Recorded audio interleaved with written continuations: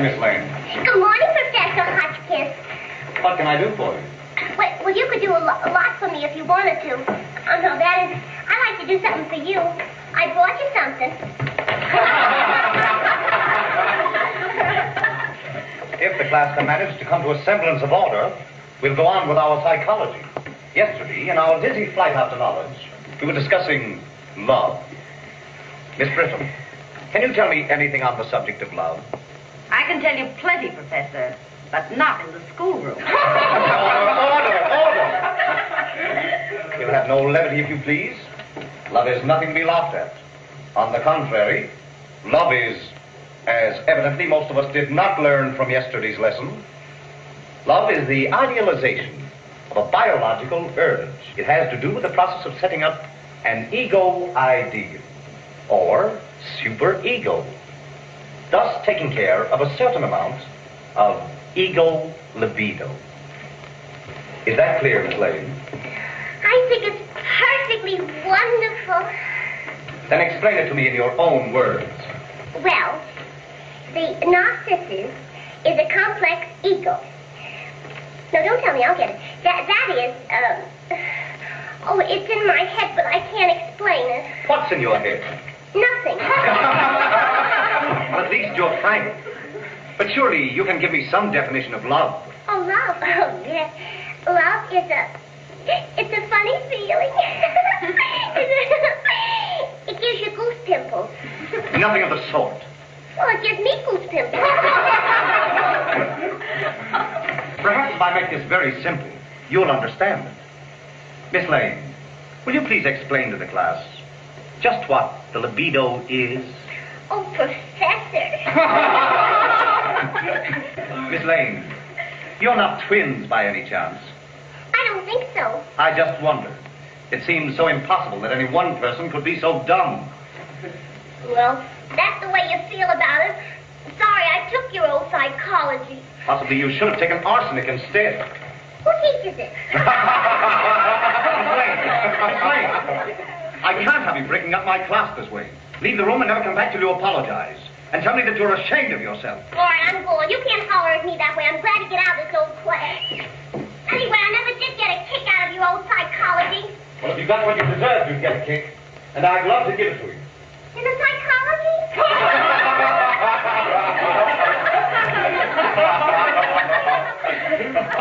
As I was saying, love is the idealization. Professor Hotchiss, the delicatessen has a word for it. What is it? Baloney.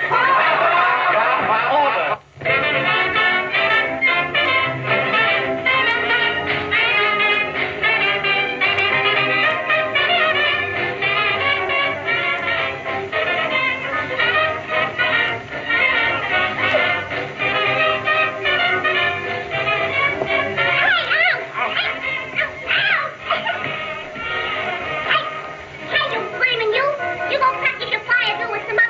Oh, Helen, I don't see any reason why. Oh, but I do. Hey, watch out, Professor. Good evening, Professor Hotchiss. I mean, Hotchkiss. Good evening, Miss Lane.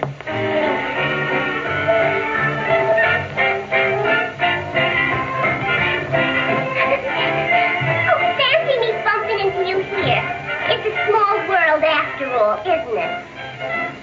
Listen, Professor Hotchiss, I'm awful sorry for the way I acted in class that day. I apologize. That's all right, Helen. Oh, thank you. I'm gone now. Oh, but I just have to apologize. I'll be going. You think I better go now, huh? Well, not unless you want to, and I hope you don't. No, I don't. Sit down here, and let's talk about school and things.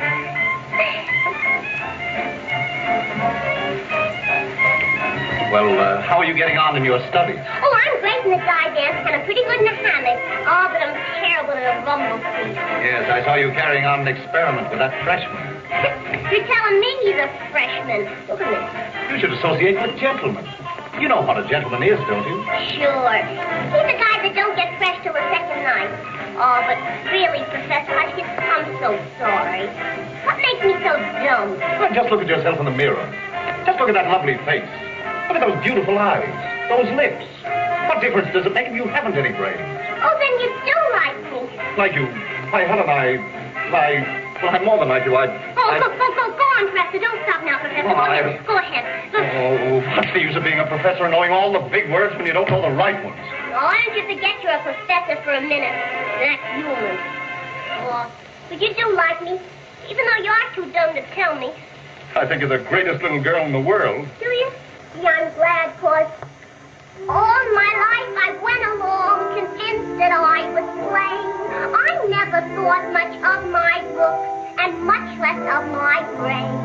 Then one day I found myself within your arms. And when I heard you rave about my charm, say I was so surprised for days and weeks I couldn't sleep.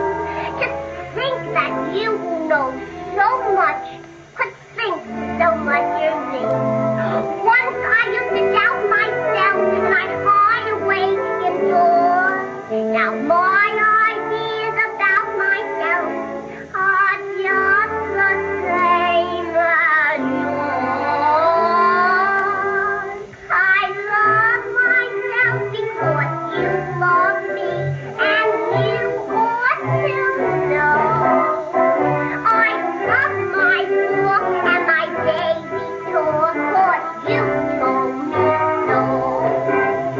I used to think myself before an awful company, but if I'm good enough for you, then I'm good enough for me. Oh, it's plain to see that you think of me both night and day through. Why, I also find myself on my mind. I learned it from you. Now, I place no one above myself. Say, I think the whole world of myself. Oh, I love myself because you love me. I love myself because you love me, and you ought to know. I hold my hand and I think I'm grand, 'cause you told me so. You say I'm just as wonderful as anyone can be. You made me realize how much I really mean to me. You say that I'm wonderful, and I agree to all that you say. And that's the reason I go for me in such a big way.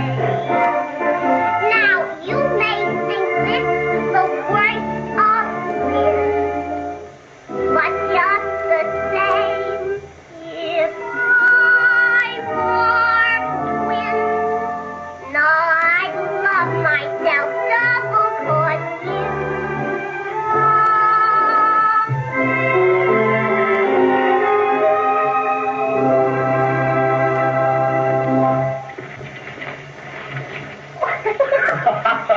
Oh, gee, this is swell. Now we made up. We're friends again.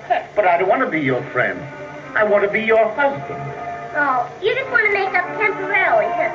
You know, darling, it's always been my ambition to be the father of 6 sons, all boys. Yeah, we'll have 6 boys, all right. But 5 of them will be adopted. Gee, it'd be great to be the bouncing father of a proud baby.